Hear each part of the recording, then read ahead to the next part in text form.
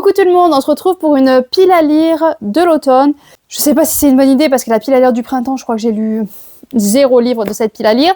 Mais je me dis que l'automne devrait marcher un peu mieux étant donné que là, j'ai un petit challenge de prévu. On va espérer, ça devrait aller mieux pour lire la pile à lire de l'automne. J'ai sorti tout ce qui me faisait penser à l'automne. Il y en a plein d'autres encore, mais je me suis dit, on va quand même essayer de se restreindre. Donc, on va commencer d'abord par une de mes maisons d'édition préférées. C'est les éditions Plume Blanche. J'en ai sorti quelques-uns et j'espère en lire quelques-uns. C'est surtout basé par rapport à la couverture. Voilà, on va être honnête. C'est la couverture qui me fait penser à l'automne, donc je les mets là. Première couverture, c'est Ombre. Vous voyez la couverture quand même? On est dans un petit moment de sombre. Ça pourrait faire hiver aussi, parce que l'hiver, il fait toujours un peu sombre, mais bon. On va dire que c'est automne, de Angel Arekin.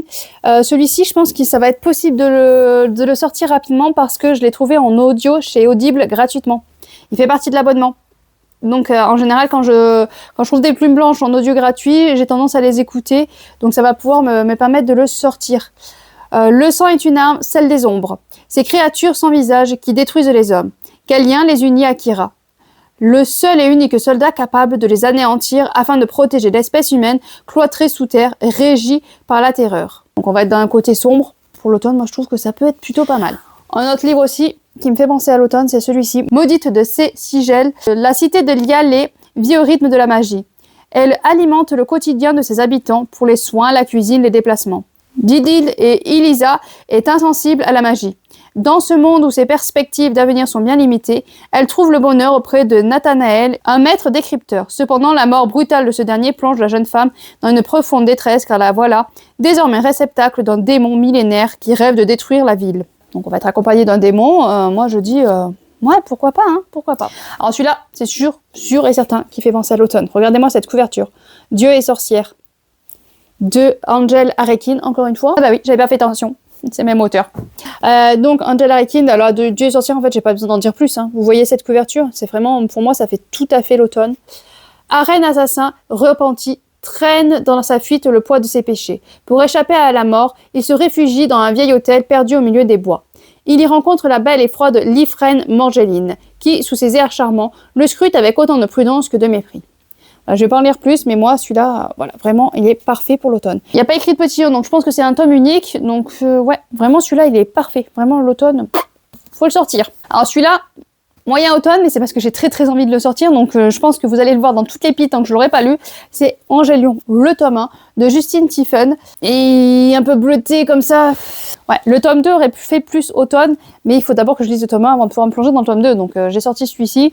Jadis, Angélion, l'astre sacré, illuminait le ciel lors de la levée. Aujourd'hui, la tombée de la nuit annonce l'avènement des damnés. Dans le chaos de ce monde enchaîné et torturé, en proie à un homme aussi cruel qu'immortel, un murmure prophétique parle d'enfants avec d'extraordinaires pouvoirs de manipuler l'Angélion. Lilium est l'une d'entre eux. Pour l'automne, le résumé en tout cas peut le faire. C'est sombre, c'est dark, pourquoi pas? Les autres, le tome 3 de Sandra Moyon. Donc là, on est dans un univers où des humains sont protégés par un grand mur. Et quand t'es pas très sympa, on te balance de l'autre côté du mur pour nourrir les autres. Voilà, tout simplement. Et donc là, c'est le tome 3 et le tome final de cette saga. Donc ça pourrait me permettre de finir une saga. Et regardez-moi. Moi, c'est l'arbre là. Ça me fait penser à l'automne, les feuilles tombées et tout, les feuilles mortes. Ça peut le faire.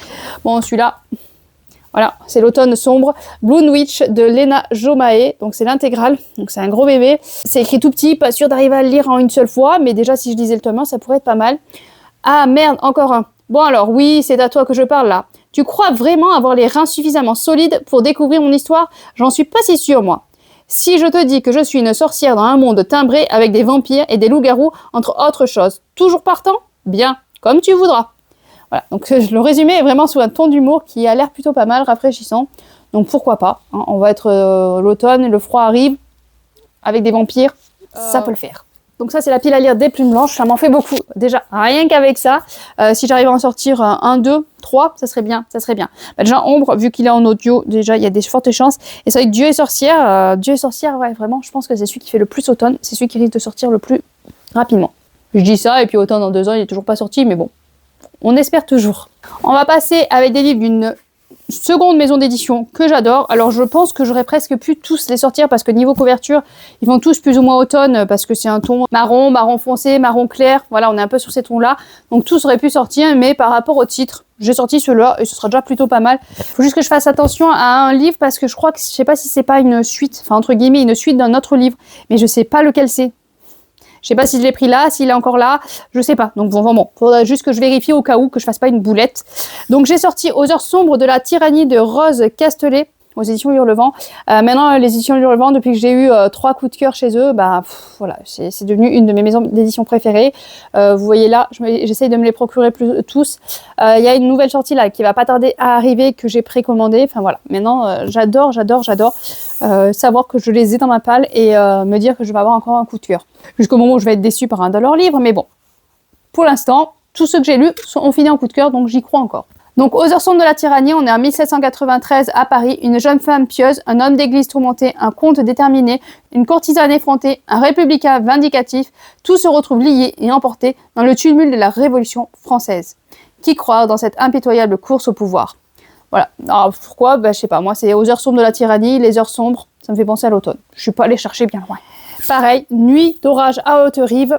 Là, franchement, je trouve que ça peut faire penser aussi à l'automne. Un orage la nuit, ça fait quand même automnal, non? De Juliette Galliani. On est en été 1954 à Lyon. Comme chaque année, l'illustre famille des Bellamy se retrouve dans la demeure de Haute-Rive. Pendant 2 mois, la villa devient le théâtre des réceptions les plus grandioses de la région.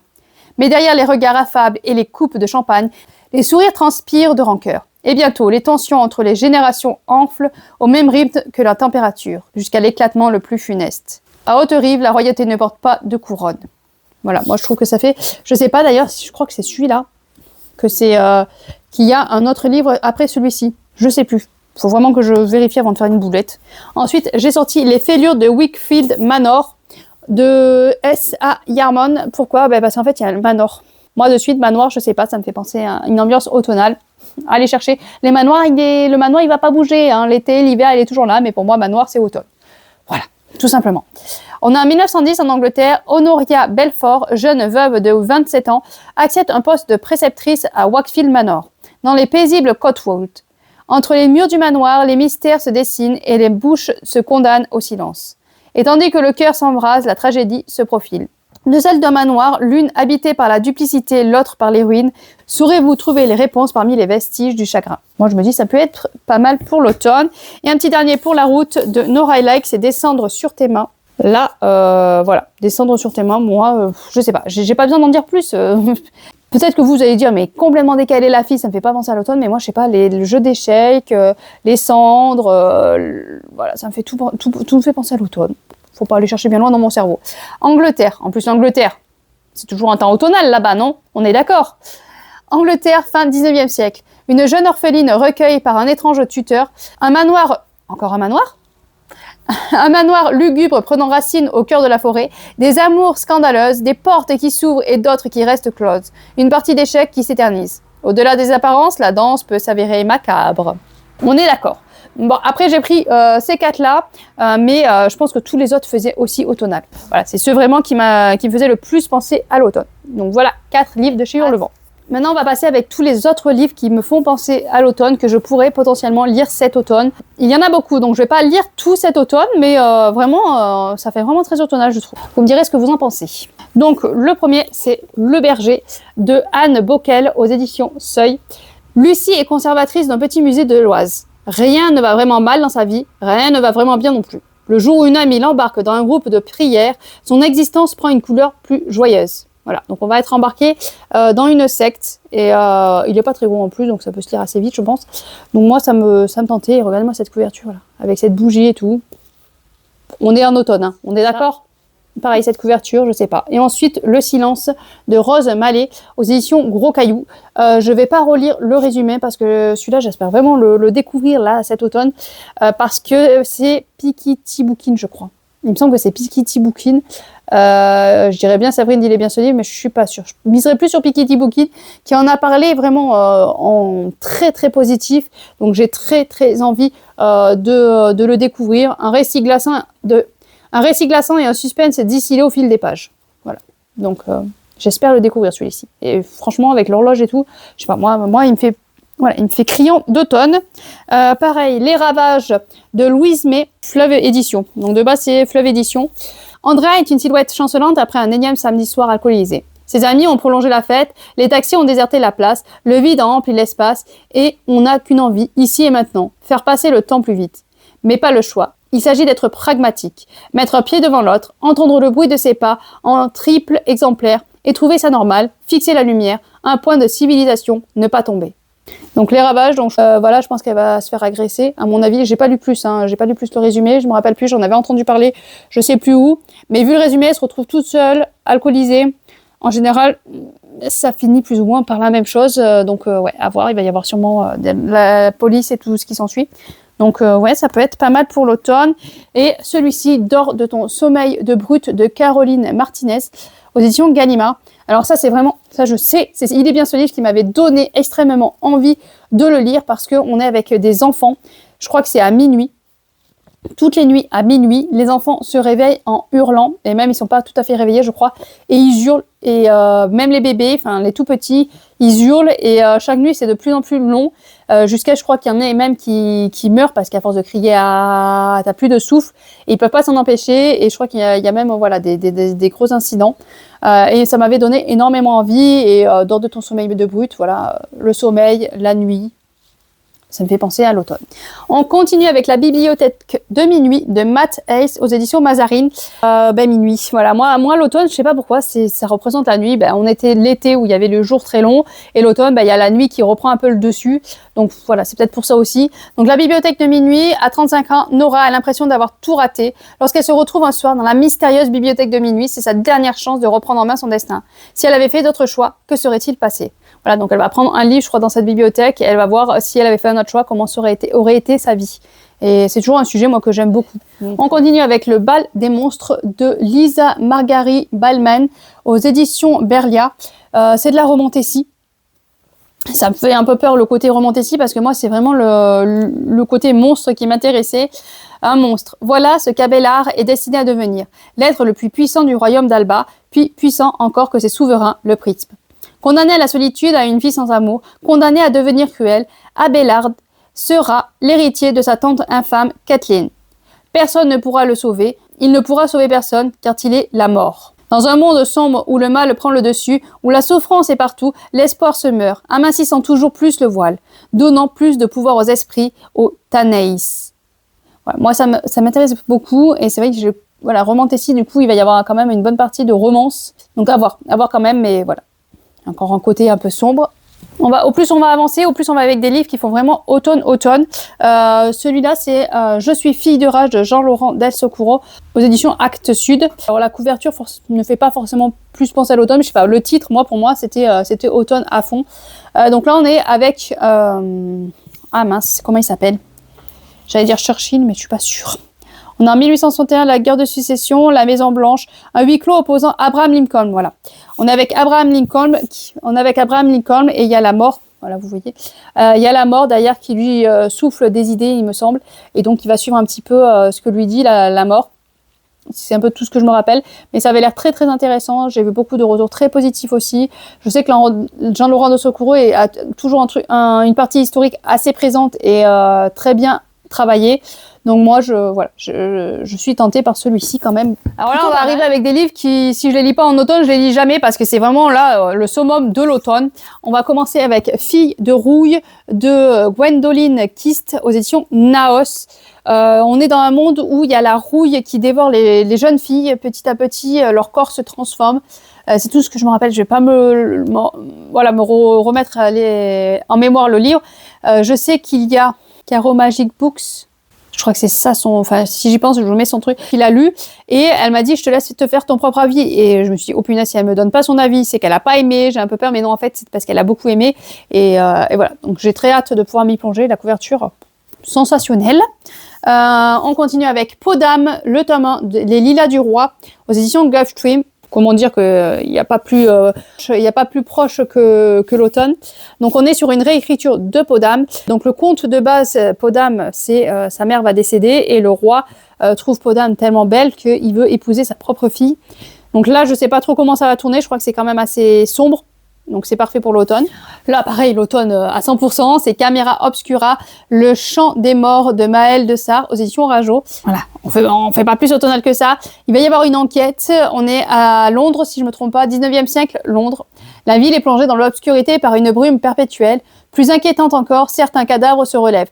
Léandre, jeune lord et étudiant en médecine, est persuadé que ces créatures sont la clé pour sauver sa sœur atteinte d'une maladie incurable. On est sur une romantécie gothique et moi ça me tente plutôt pas mal. J'ai un petit peu peur parce que Maëlle Dessart, j'avais lu, je sais plus quel livre de l'auteur qui était très, voilà, c'était très sur l'humour. Donc j'espère qu'il y aura un petit peu moins d'humour ou alors que j'adhérerai à cet humour en tout cas. À tester. On continue. Alors lui, il est 100% automne. Alors là, regardez-moi ces couleurs. C'est toutes les nuances de la nuit de Chris Whittaker. Là, c'est pile poil le bon moment de le lire. Par contre, c'est un gros bébé de 800 pages, je crois. Ouais, 815 pages, plus de 815 pages. Donc c'est un gros bébé, donc il va falloir que je prenne le temps de le lire. Il y a une petite fille qui va... on veut kidnapper une petite fille, sauf que son meilleur ami va la sauver. Du coup, c'est lui qui va se faire kidnapper et quelques mois, un petit peu après, le petit garçon va réapparaître, sauf qu'il est complètement changé. Et donc, il va y avoir voilà, cette petite fille est quand même enquêtée de savoir ce qui s'est passé pour son ami. Donc, ouais, j'en dis pas plus, mais vraiment, Séverine est bien ce livre. On n'avait dit que du positif, donc j'ai hâte de prendre le temps de m'y plonger. Il n'y en avait pas assez, donc on va en mettre encore 2 pour la route. Donc, on a la bibliothèque du manoir, 10 contes particuliers pour un automne victorien. J'ai pas besoin d'en dire plus, là, tout y est dedans, un manoir, un automne victorien, c'est parfait dans le thème. Et le petit dernier, c'est un Willy Schwab, donc c'est Quand nos os retourneront à la terre, aux éditions Lumen. Il y a encore un gros bébé. Donc là, on est avec 3 jeunes femmes, des sorcières, si je me trompe pas. Une vie pour l'aimer, une nuit pour mourir, l'éternité pour se venger. Alice pensait avoir un brillant avenir devant elle, jusqu'au soir de sa mort, laquelle ne marque pourtant pas la fin de son histoire. Le lendemain matin, elle découvre l'inimaginable. Elle est devenue une vampire. Sans aucun souvenir des événements de la veille, affamée et horrifiée, elle va tout faire pour retrouver la trace de celle qui l'a transformée. Plus d'un siècle auparavant, Charlotte fait la connaissance de Sabine. Voilà, donc on va être sur une histoire de vampire, ces 3 jeunes femmes. Je crois que le récit prend un peu son temps comme dans La vie d'Adi Larue, mais La vie d'Adi Larue avait été un gros coup de cœur pour moi, donc je me dis que celui-ci peut le faire aussi. Donc voilà pour tous ces livres qui font automnal et que j'aimerais avoir le temps de lire. Maintenant, voilà, est-ce que j'aurai le temps de tout lire ? Je suis quasiment sûre que non, mais j'aimerais arriver à en découvrir quand même au moins la moitié, ça serait plutôt pas mal. Combien il y en a en tout ? 1, 2, 3, 4, 5, 6, 7, 8, 9, 10, 11, 12, 13, 14, 15, 16, 17, 17, et les plumes blanches, je ne sais plus combien j'en ai mis. 17, 18, 19, 20, 21, 22, 23, 23. Il y a à peu près 23 livres que j'ai mis. Ça fait quand même plutôt beaucoup, mais on va essayer d'en découvrir un maximum. Voilà pour cette pile à lire. Sur ce, je vous laisse. N'hésitez pas à me dire ce que vous avez prévu à lire cet automne. Je vous souhaite de bonnes lectures et à bientôt bien sûr.